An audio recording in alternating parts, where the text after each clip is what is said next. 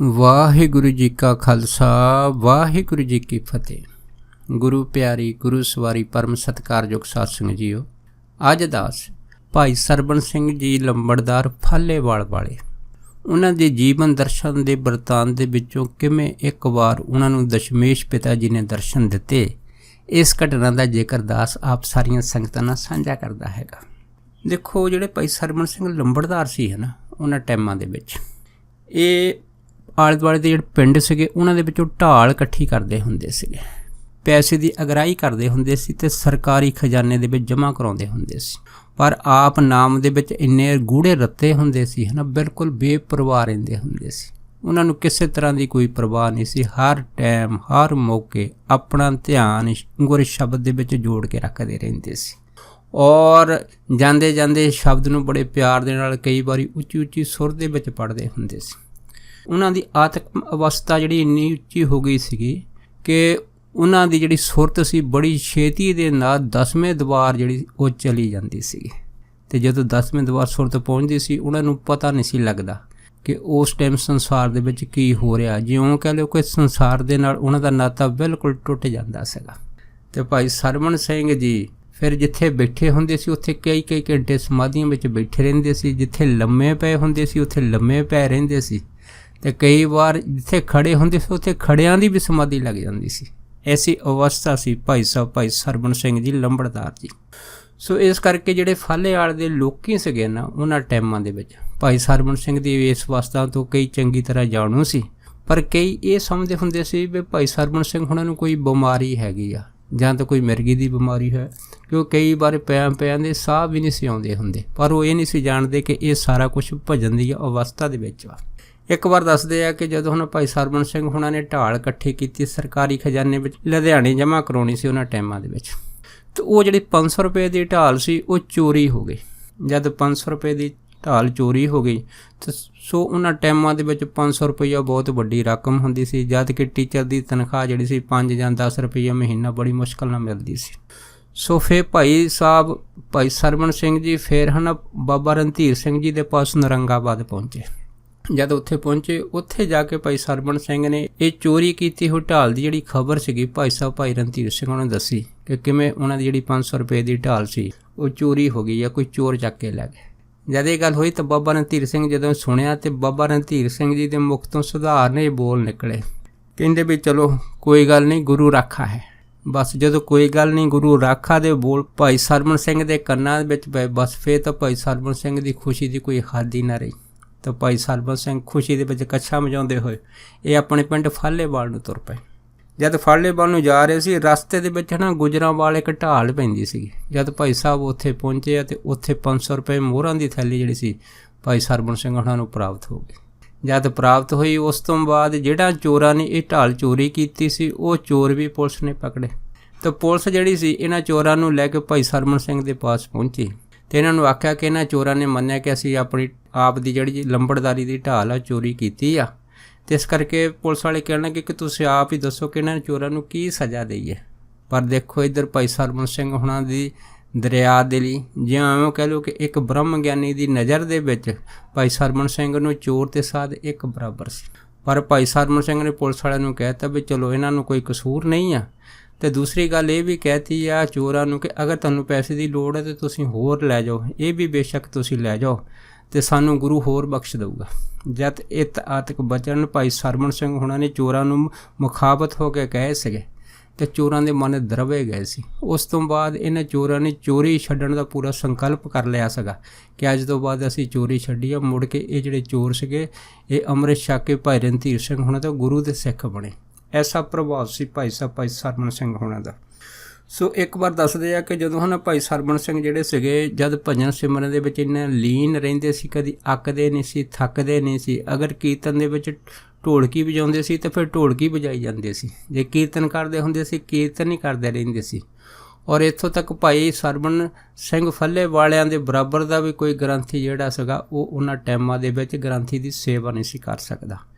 ਕਈ ਘੰਟੇ ਭਾਈ ਸਰਬਣ ਸਿੰਘ ਗੁਰੂ ਗ੍ਰੰਥ ਸਾਹਿਬ ਤੋਂ ਬਾਣੀ ਪੜ੍ਹਦੇ ਰਹਿੰਦੇ ਸੀ। ਔਰ ਇਸ ਬਾਣੀ ਦੀ ਜਿਹੜੀ ਆਵਾਜ਼ ਸੀ ਪੂਰੇ ਫਾਲੇਵਾਲ ਤੋਂ ਬਾਅਦ ਭਾਈ ਸਰਬਣ ਸਿੰਘ ਉਹਨਾਂ ਦੇ ਮਖਾਰਬੰਦ ਤੋਂ ਸੁਣਦੀ ਸੀ ਉਹਨਾਂ ਟਾਈਮਾਂ ਦੇ ਵਿੱਚ। ਇੰਨੀ ਉੱਚੀ ਆਵਾਜ਼ ਜਿਹੜੀ ਸੀ ਨਾ, ਭਾਈ ਸਰਵਣ ਸਿੰਘ ਜੀ ਇੱਕ ਸੁਰ ਦੇ ਵਿੱਚ ਪੜ੍ਹਦੇ ਹੁੰਦੇ ਸੀ। ਜਦ ਭਾਈ ਸਾਹਿਬ ਦੀ ਇਹ ਅਵਸਥਾ ਉਹਨਾਂ ਟਾਈਮਾਂ ਦੇ ਵਿੱਚ ਹੋਈ ਆ, ਅਤੇ ਉਸ ਟਾਈਮ ਕਈਆਂ ਦੇ ਮਨ ਦੇ ਵਿੱਚ ਇਹ ਵੀ ਖੌਫ ਆਇਆ ਵੀ ਭਾਈ ਸਰਵਣ ਸਿੰਘ ਹੁਣਾਂ ਨੂੰ ਕੋਈ ਬਿਮਾਰੀ ਆ। ਅਤੇ ਇੱਕ ਵਾਰ ਘਟਨਾ ਦਾ ਜ਼ਿਕਰ ਆਉਂਦਾ ਹੈਗਾ ਕਿ ਭਾਈ ਸਰਵਣ ਸਿੰਘ ਹੁਣੀ ਜਦੋਂ ਆਪਣੀ ਮਸਤੀ ਦੇ ਵਿੱਚ ਕਿਤੇ ਜਾ ਰਹੇ ਸੀ ਅਤੇ ਇੱਕ ਜਗ੍ਹਾ ਜਾ ਕੇ ਲੰਮੇ ਪੈ ਗਏ। ਜਦ ਲੰਮੇ ਪੈ ਗਏ ਅਤੇ ਸੁਰਤ 10ਵੇਂ ਦੁਆਰ ਚੱਲ ਗਈ, ਕਈ ਘੰਟੇ ਹੋਸ਼ ਨਹੀਂ ਆਈ। ਅਤੇ ਉਸ ਤੋਂ ਬਾਅਦ ਜਦ ਇਹਨਾਂ ਦੇ ਜਿਹੜੇ ਨਾਲ ਦੇ ਘਰ ਦੇ ਸੀਗੇ ਹੋਰ ਰੰਗੀ ਸੰਗੀ, ਜਦ ਉਹਨਾਂ ਨੂੰ ਪਤਾ ਲੱਗਾ, ਉਹਨਾਂ ਨੇ ਮਨ ਦੇ ਵਿੱਚ ਇਹ ਸਲਾਹ ਕੀਤੀ ਹੈ ਕਿ ਭਾਈ ਸਰਵਣ ਸਿੰਘ ਜਿੱਥੇ ਜਾਂਦੇ ਕਦੀ ਲੰਮੇ ਪੈ ਜਾਂਦੇ ਆ, ਕਦੀ ਸਮਾਧੀ ਸਥਿਰ ਹੋ ਜਾਂਦੀ, ਜੇ ਖੜੇ ਤਾਂ ਖੜੇ ਰਹਿੰਦੇ ਆ। ਇਸ ਕਰਕੇ ਇਹੋ ਜਿਹੀਆਂ ਜਿਹੜੀਆਂ ਹਰਕਤਾਂ ਇਹ ਨਾ ਕਰਨ। ਅਤੇ ਉਹਨਾਂ ਸਾਰੇ ਅੰਗੇ ਸੰਗੀਆਂ ਨੇ ਸਲਾਹ ਕਰਕੇ ਭਾਈ ਸਰਵਣ ਸਿੰਘ ਹੁਣਾਂ ਨੂੰ ਇੱਕ ਲੋਹੇ ਦੇ ਸੰਗਲ ਦੇ ਨਾਲ ਘਰ ਬੰਨ੍ਹ ਦਿੱਤਾ।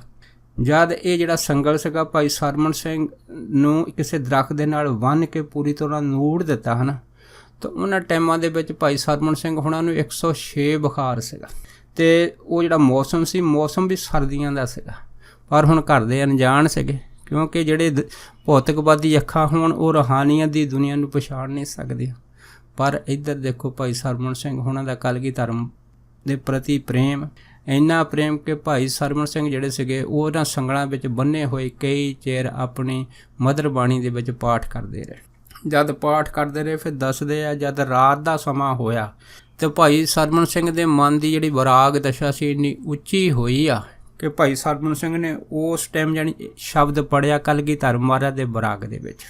ਇਹ ਜਿਹੜਾ ਸ਼ਬਦ ਸੀਗਾ, ਇਸ ਸ਼ਬਦ ਦੇ ਬੋਲ ਸੀਗੇ ਕਿ ਨ੍ਰਿਪ ਕੰਨਿਆ ਕੇ ਕਾਰਨ ਭਇਆ ਇੱਕ ਭੇਖ ਧਾਰੀ, ਕੁਮਾਰਥੀ ਸਵਾਰਥੀ ਬਾਕੀ ਪੈਜ ਸਵਾਰੀ। ਜਦ ਇਹ ਸ਼ਬਦ ਭਾਈ ਸਰਵਣ ਸਿੰਘ ਹੁਣਾਂ ਨੇ ਬਹੁਤ ਹੀ ਵਿਰਾਗ ਦੇ ਵਿੱਚ ਬੜੀ ਉੱਚੀ ਸੁਰ ਦੇ ਵਿੱਚ ਪੜ੍ਹਿਆ ਸੀ, ਤਾਂ ਇਹ ਜਿਹੜਾ ਸ਼ਬਦ ਸੀ ਕਈ ਕੋਹ ਤੱਕ ਇਹਦੀ ਆਵਾਜ਼ ਜਾਂਦੀ ਸੀ। ਇਸ ਤਰ੍ਹਾਂ ਭਾਈ ਸਰਵਣ ਸਿੰਘ ਜਿਹੜੇ ਸੀਗੇ ਇਹ ਸ਼ਬਦ ਪੜ੍ਹਦੇ ਪੜ੍ਹਦੇ ਅਖੀਰ ਦੇ ਵਿੱਚ ਜਦ ਉਹਨਾਂ ਨੇ ਇਹ ਪੰਕਤੀ ਪੜ੍ਹੀ ਆ ਕਿ ਮੈਂ ਨਾਹੀਂ ਕੁਛ ਹੋ ਨਾਹੀਂ ਕੁਛ ਆਏ ਨਾ ਮੋਰਾ, ਅਵਸਰ ਲੱਜਾ ਰਾਖ ਲਿਓ ਸਦਨਾ ਜਨ ਤੇਰਾ।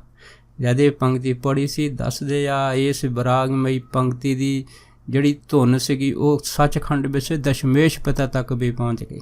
ਜਦ ਦਸ਼ਮੇਸ਼ ਪਿਤਾ ਤੱਕ ਪਹੁੰਚੀ ਸੀ ਔਰ ਮਹਾਰਾਜ ਭਾਈ ਸਰਵਣ ਸਿੰਘ ਉਹਨਾਂ ਨੂੰ ਦਰਸ਼ਨ ਦੇਣ ਦੇ ਵਾਸਤੇ ਉਸੇ ਟਾਈਮ ਨੀਲੇ ਘੋੜੇ 'ਤੇ ਸਵਾਰ ਹੋ ਕੇ ਬੜੇ ਹੀ ਵੇਗ ਦੇ ਨਾਲ ਇਹ ਫਾਲੇਵਾਲ ਪਿੰਡ ਪਹੁੰਚੇ ਗਏ। ਜਦ ਫਾਲੇਵਾਲ ਪਿੰਡ ਪਹੁੰਚੇ ਆ, ਦੱਸਦੇ ਆ ਫਾਲੇਵਾਲ ਪਿੰਡ ਦੇ ਲੋਕੀ ਉਹਨਾਂ ਟਾਈਮਾਂ ਦੇ ਵਿੱਚ ਕਿ ਅਸੀਂ ਘਰਾਂ ਦੇ ਵਿੱਚ ਲੰਮੇ ਸੁੱਤੇ ਪਏ ਸੀ, ਤਾਂ ਭਾਈ ਸਰਵਣ ਸਿੰਘ ਜਿਹੜੇ ਸੀ ਬੜੀ ਉੱਚੀ ਸੁਰ ਦੇ ਵਿੱਚ ਇਹ ਸ਼ਬਦ ਦਾ ਲਾਭ ਕਰ ਰਹੇ ਸੀ।